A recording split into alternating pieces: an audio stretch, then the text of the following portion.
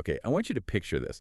You're out in some harsh sun-baked landscape, and you see this cluster of thick green stems. Right, like the definition of a tough desert plant. Exactly. But then coming out of this tough base is a flower the size of a dinner plate. It's absolutely massive. And it's dramatic, Nutty. cream-colored, covered in these intricate red stripes, and it's got these little hairs all along the edges. And just as you lean in, thinking, wow, what is this thing?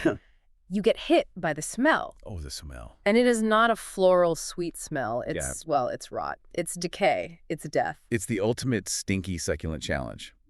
So today, we're doing a deep dive into Stapelia Gigantea. Most people know it as the carrion plant. Right, or the giant toad flower, the Zulu giant, the starfish flower. It has a lot of aliases. And what's so fascinating here is how a plant that uses this universally repulsive odor as its main advertisement managed to engineer one of the most brilliant and frankly brutal scams for survival out there in southern Africa. Okay, so that's our mission then. Let's unpack this multisensory deception and figure out how it became the botanical world's greatest con artist. I like that. Con artist, it fits. So let's start with its identity. Because when you first see it, those green, fleshy stems, they just scream cactus. They really do. It's a perfect cactus lookalike, and that's a really common misconception, actually. So it's not a cactus? Nope. It's a succulent, but the taxonomy here is key. The simplest way to think about it is all cacti are succulents, but not all succulents are cacti. Right. Succulent just means it has that thick, fleshy tissue for storing water. Cacti are just one specific family within that huge group. This plant is a desert survivor for sure, but it's not in the cactus club. And its actual family tree gives us another clue about its whole deal, doesn't it? A huge clue. It belongs to the Apocynaceae family, Which is? the milkweed family. And if you know anything about that family, you know many of its members are famous for producing some really complex chemicals. Exactly. Defense toxins, alkaloids. So the plant doesn't just smell bad to attract flies. It's also chemically armed to the teeth against anything that might want to eat it. So the odor is part of a much bigger, sort of aggressive survival strategy. Precisely. It's specialized for defense and specialized for reproduction. And geographically, this thing has done incredibly well for itself. They sometimes call it the goth king of southern Africa. The goth king? Yeah, because it's the most widely distributed of all the Stapelia species. You find it all over the region, often in these huge clumps that can spread out, a meter or two across. Okay, this brings us to the heart of it. The multi-sensory deception billboard. The stench is, well, it's unmistakably rotting flesh. It's stomach-turning. But let's connect that smell to the visual. Yes, because the visual details are what really sell the lie. This isn't just a big flower. It's one of the largest single flowers in the entire world. And how big are we talking? The blooms, these big star-shaped flowers, can reach up to 40 centimeters wide. Wait, 40 centimeters? That is an immense investment of energy for a plant. Why go so big just to smell so bad? That's the million-dollar question. It's what we'd call extremely costly signaling. The huge size, the kind of sickly cream yellow color, those red zebra stripes that look like, blood vessels and decaying tissue. And the little hairs you mentioned. And those crucial, fleshy fringes of hair. It all screams hairy, rotten carrion. The massive size isn't just for show. It's a giant, unmissable billboard for the very specific pollinators it needs to attract. A huge, expensive, stinky billboard. Now, flowers usually offer a reward for that advertising. Nectar, pollen. What's this plant offering? Absolutely nothing. Nothing. Not a thing. We're talking about a pollination process called sapromyophily. Sapromyophily. Which, it literally translates to love of rottenness. The targets are carrion flies, and relying on them is a huge advantage because flies are around all year, so the plant can pollinate all year. So the visitors are guaranteed. What's the specific trick that gets them to, do the work? The mechanism is called brood site mimicry. Brood site mimicry. The flies are completely and utterly fooled.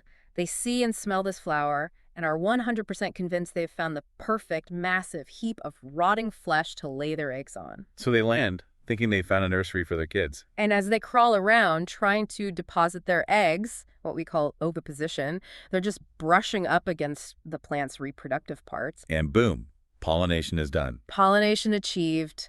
The plant gets what it wants. But this is where the toxic twist comes in. This is where it gets really brutal. The relationship is completely one-sided. The fly is laying its eggs on a beautiful, enormous lie. Because the flower isn't actually rotting meat. Right. It lacks all the protein and nutrients the larvae need to survive. So the eggs hatch, the larvae emerge, find nothing to eat, and they all die. Wow. It's an incredibly cruel but wildly effective evolutionary strategy. That makes the high cost of that 40-centimeter flower make sense. If the scam is that ruthless, the payoff has to be a sure thing. And the deception seems to be incredibly durable. The plant is so successful, it suggests that the promise of this huge food source for their young just overwhelms any potential learning curve for the flies. And this incredible efficiency has real-world implications beyond just botany, right?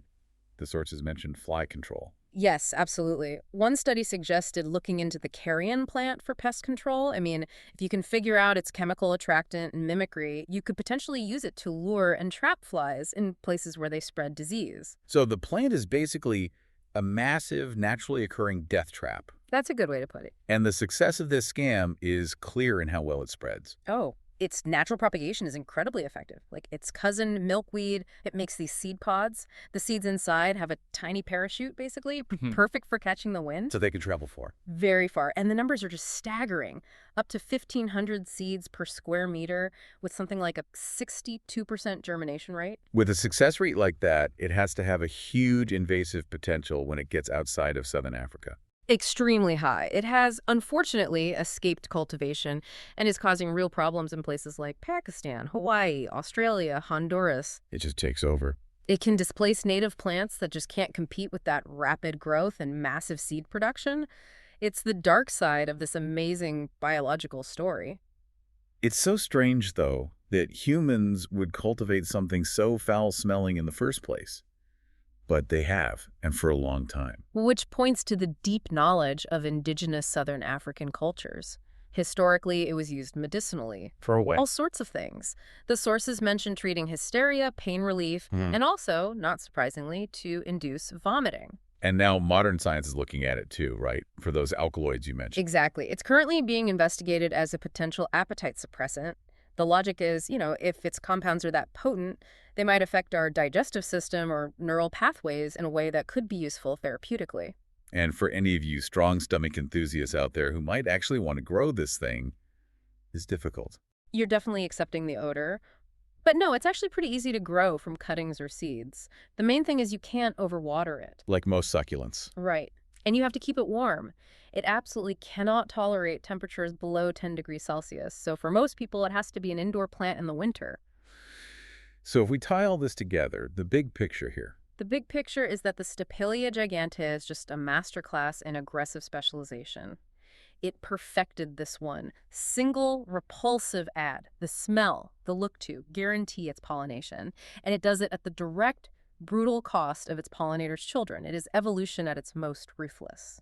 And we've learned the taxonomy can be really tricky. A plant's family can tell you a lot about its chemical weapons, and, well, that nature's deceptions can be incredibly elaborate when the stakes are high. The energy cost of that giant flower is just enormous. A reminder that some of the world's most incredible biological displays exist out of pure, desperate necessity.